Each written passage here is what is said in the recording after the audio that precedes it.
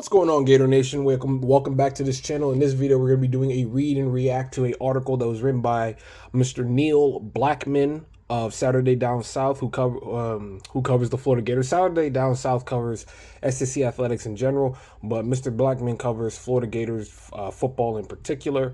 And he is going to be we're going to read an article of his titled "As DJ Lagway Enters Year 2 at Florida, Can Billy Napier, the OC," not necessarily the head coach, even though they're both connected, but Billy Napier, the OC, cashing on championship potential. And he wrote this a couple of days ago. Here it is. Has morning dawned on a new era of winning for Billy Napier's Florida Gators, a program mired in mediocrity for much of this decade? Well, really, in the 2020s, they haven't really been even mediocre. They've been, for the most part, worse than that because they've had 3 losing records. There are inklings of hope everywhere. Florida closed the 2024 season on a heater, winning its final 4 games, including 2 impressive wins over a ranked LSU team. Wasn't really that good of an LSU team, in my opinion, or at least the LSU teams we've seen over the years, and a top 10 Ole Miss team in November. That to me was Napier's biggest win of his career, in my opinion. The Gators parlayed on-field success into a strong recruiting finish. We covered that. Dragging a class that was ranked 5th in the 50s late October to 8th in the 247 composite last week after they were able to flip Onis Konambani and signed with Florida on Wednesday morning. A season after losing 2 of the program's best players in the transfer portal after a 5-7 season. I believe he's talking about Trevor Etienne and somebody else after that 5-7 year. I can't remember who he could be referring to, but the Gators excelled at player retention this winter, utilizing a revamped, effective NIL collective to bring back All-American center Jake Slaughter, All-SEC offensive tackle Austin Barber. They have wide receiver Trey Wilson, it says Trey Wilson III, but it's Eugene Wilson III, Trey Wilson for short, coming back after injury. And they keyed defensive line fixtures in Caleb Banks and Tyreek Sapp, also George Gums as well. The Gator defense, much maligned for the better part of 2 coaching resumes, returned the bulk of its production from the first unit to finish in the top 50 in yards allowed per play, 42nd in the top 25 in defensive efficiency since 2019. That was when Florida won the Orange Bowl under Dan Mullen as an 11-2 squad.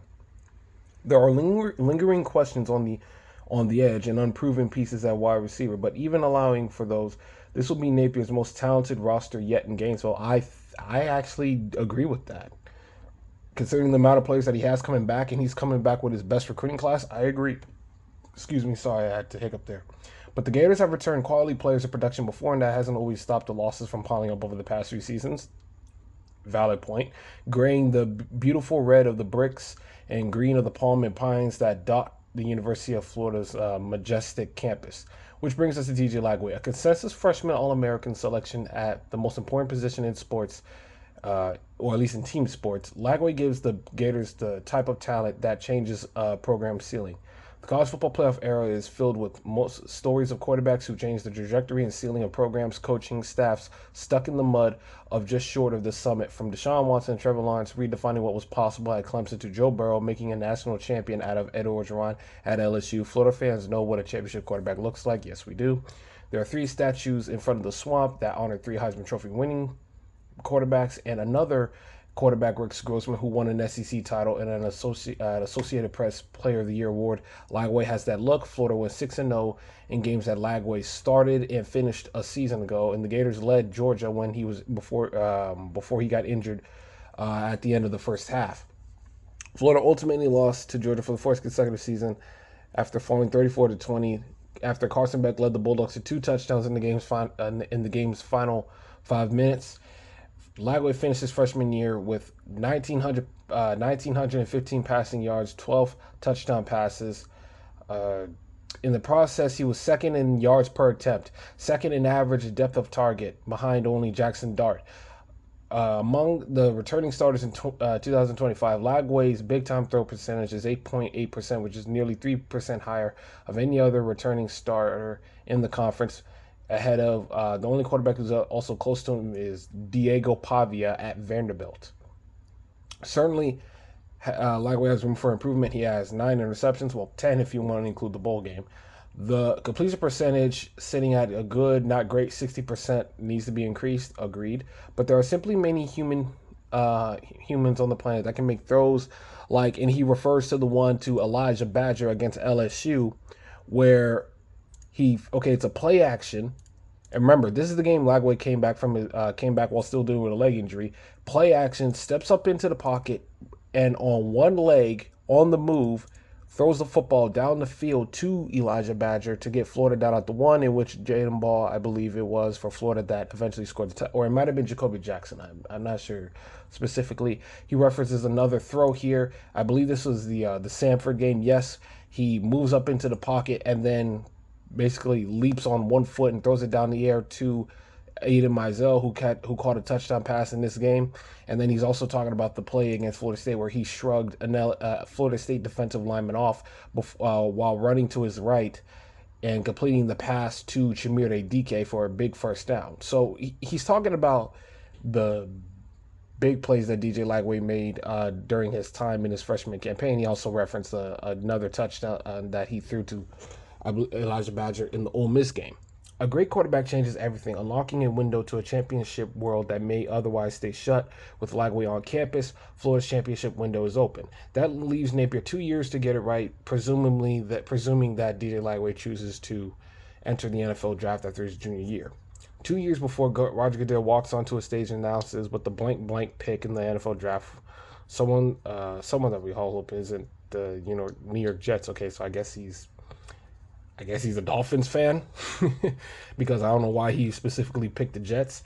This team, whoever it was that picked, selects DJ Lagway at the University of Florida.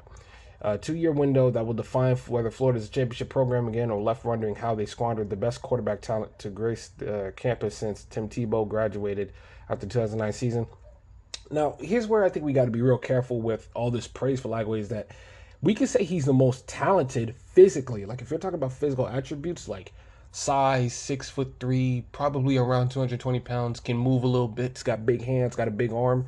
But if you're talking about best quarterback since Tim Tebow, it's by far Kyle Trask. I'm not saying that DJ Lagway will never be better than Kyle Trask. I'm saying Kyle Trask at the moment is still the best quarterback since Tebow left. If you want to say the most physically gifted, then certainly I think DJ Lagway would beat Kyle Trask in those categories. So I think we got to be a little bit careful with that. With those proclamations. Is Napier stepping up to the challenge of capitalizing on that window? Winning the recruiting battle for Lagway was step one. That is correct because Napier got Lagway to commit to Florida right after the 6 and 7 season, right before Jaden Rashada even asked out of his letter of intent. So even with Jaden Rashada seemingly in tow at the time, Lagway was still willing to take his chances at Florida under Billy Napier and believed in him. That was literally right after Napier's first season at UF. So that was a big step for Billy Napier to bring him onto the campus. And quarterbacks coach Ryan O'Hara did part in preparing him to start as a true freshman, a byproduct of a season-ending injury due to season-ending injury to Graham Mertz. That was in the Tennessee game. That put Lagway ahead of schedule of Napier's original development plan. Was an impressive step. Too. Now, for Lagway and for Florida to take the next step, it might require more than just player development. It may require better offensive scheme. That's when everything comes back to Billy Napier. Billy Napier obviously has said that he's calling plays again this year because that's what got him to be the head coach at Florida. Despite an overwhelming body of evidence in college football that head coaches who also serve as primary play callers may limit a team's ceiling, Napier continues to call the ball plays at Florida. Have Napier's offenses been poor? Not necessarily. They just haven't been great. They finished 37th last season. They finished 37th in offensive efficiency, which is a one-spot improvement from 2023. For those unfamiliar, SP efficiency measures how effective an offense is adjusted for tempo and strength of opponent. It's about as comprehensive a measurement of the effectiveness of an offense as it exists. Florida success rate metrics, how often a play gains a successful amount of yards given down and distance, are even similar over his 3 seasons. Florida's success rate in 2024 was 41.3%, which was 12th in the SEC. There's only 16 teams in the SEC, so I can only imagine how they were nationally, which was a 1.1% improvement over 2023, which is 40.2. The big difference for Florida in 2024, outside of the defensive improvement, was the added explosiveness, not just with Lagway throwing down the football field, but I also think Elijah Badger and Shamir Adike were big-time playmakers down the field as well. And that improvement in the deep ball at both receiver and the quarterback's ability to attack the defense down the field helped play. I think it helped play a big part in that.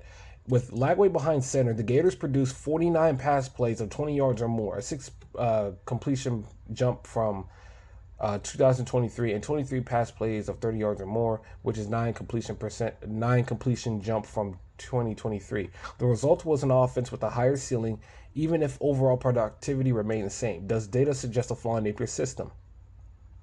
Saturday Down South spoke to multiple SEC defensive coaches, all of whom prepared the defense to play Florida this season. Each coach was granted anonymity to speak freely about Napier's scheme and play calling. The conversations painted a mixed picture, with freely offered praise interspersed among terse criticism. I know one coach who criticized Napier's offense publicly was Miami's defensive coordinator after the beat down the Hurricanes put on Florida in the swamp in the season opener last year. He put his name on it. I'm talking about then defensive coordinator for Miami. I can't remember the guy's name, but he was the defensive coordinator for Miami, and then Miami's defense was so bad last year that they fired him, that they parted ways from him. I can't remember his name, but I would know it. I would remember it instantly if somebody said it. Each of the coaches Saturday Down South spoke with, for example, praised Napier's run concept. So in terms of being a run game coordinator, Billy Napier is one of the best in the bunch. Napier does a nice job in the run game. There are multiple, both in their concepts and personnel groupings. It's about the quality up front with their run game. There aren't scheme issues. It's tough to prepare for. And this came from an anonymous SEC defensive coordinator.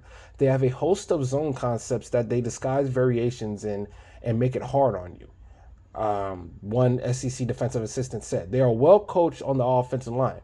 That group was far better by the end of the year than they were in September, which is obviously true when you look at the way the wins and totals panned out.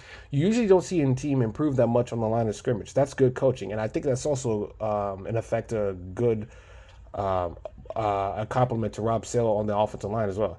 Napier's concepts, however, at times were left to plenty to be inside. We had situations where they were in 11 personnel, and our safety called route trees pre-snap. They are predictable in that grouping. They are better in their 12 personnel stuff, but they weren't hard to scheme for us in the passing game. They need DJ Lagway, right? You don't watch them on film and go, hey, look how open Florida's receivers are. They need a big-time guy like DJ to make elite throws.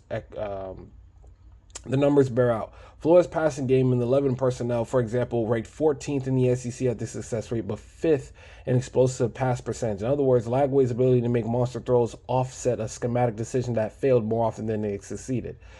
Is Lagway's abundance of talent enough to offset Florida's schematic flaws in the passing game? Perhaps. More concerning, at least to some, might be Napier's situational play calling. The man above knows how much I have been killing Billy Napier for his play calling for the last several years. Decisions like running a jet sweep to get 6 inches at Tennessee in a tight game in 2024, or running a double reverse behind a spotty offensive line against a fast FSU defense in 2023, allowing for a monster loss that helped flip momentum towards the Seminoles, linger with more than the Florida fan base. See right there? Funny enough, Neil Schulman, who is part of In All Kinds of Weather, referenced that play when people were getting mad at him for criticizing Billy Napier's play calling. It's like, I still don't understand why Billy Napier called that jet sweep to Eugene Wilson in that Tennessee game when Florida was running the ball down the hill Tennessee that entire first half. Like, come on. I think situationally they can make some bizarre decisions. They fall in love with the same route on third down. They overthink a run against Tennessee where they have a big quarterback and an All-American center. That stuff turns a football game. Everyone is good. You can't give away possessions. Another praised Napier's roster build at Florida, but questioned whether you can still do it all in this era of college football. There's so much on the head coach's plate now, from NIL to the portal to the bigger staffs he managed to recruiting boards. A longtime SEC assistant told Saturday Down South, "It's all hard. It's hard to do it all. They have built a roster that can start to win there. Billy is a fantastic recruiter." All the Gator fans, I said Billy Napier can't recruit. Okay. A great person, he doesn't need to do everything. Sometimes as coaches, the hardest thing we do is letting someone else help. As Florida enters year one of the remaining 2-year Lagway window, Napier will continue to be the primary play caller. An exclusive interview with Gators Breakdown host Dave Waters, who, by the way, y'all need to subscribe to and follow him on his social media like I do. The big thing that helps us is, as from an identity standpoint as a team, Napier said to Waters, "You're a part of the inner workings from an installation script standpoint, and then how game day goes." Napier's reluctance to give up putting his imprint on the offensive game plan does not mean, in his view, that he has relinquished some control. Look, how I think the big thing is we've been fortunate is that we have a really good offensive staff. You think about the positions we have. I was really pleased with Russ Callaway and the more responsibility that he took on this year from a leadership standpoint. Russ did a great job running the unit meetings. He did a good job organizing the staff. And certainly that in the coordinator type role, exceptional young coach, that was there. I think we took a step forward. Napier pointed to other staff members, including quarterbacks coach O'Hara, highly regarded in national coaching circles, and said he deferred more to other coaches than ever last season, especially as Florida stormed 2 wins in its final 4 games to finish with 8, the program's highest total since 2020. There are things as a coach, that I maybe used to do. I thought those guys did a great job of taking some of that off my plate, and I think in general that helped us be more productive down the stretch. Will Napier's increased deference to staff make Florida productive enough to cash in on Lagway's elite talent? Time will tell. For now, what it's worth, Vegas doesn't seem convinced. They're pegging Florida's over/under win total at 6.5 for 2025, which would be a step back from the 7-win regular season in 2024, despite the likely sophomore progression from Lagway. If that happens, would Napier even be coaching in 2026? Probably not. Maybe. I said probably not. Neil Blackman didn't say probably not. He wrote maybe, perhaps, that the recruiting battle earned Napier the right to see it through to the end. Then again, at some point, you must take the step forward. Rome wasn't built in a day, but it was certainly worked on every day. If Napier can't build Florida into Rome with Lagway, will he ever? I would be very doubtful if he couldn't. So that's analysis of what Neil Blackman put on Napier's offense in this article. And I think he made some very good points. I think there's both criticism to be made with Billy Napier in his play calling and his passing system, but obviously you saw great compliments that he got in his recruiting and the staff that he put together on the offensive side of the ball and his running concepts. He just needs to have a better feel for the game when calling plays, and not try to do too much and simply stick to what's working within the game. Like that jet sweep against Tennessee, I'm not going to go too far into it, but it's 4th and inches. You call it jet sweep instead of putting your quarterback under center and just handing the football off to your running back up the middle. To this day, I never understood why in the world he couldn't just do that. I didn't mind him going for it at the time because of the way that the game was going in Florida. Even though it was only a 3-0 lead at that point, there was about 8 minutes left in the before halftime.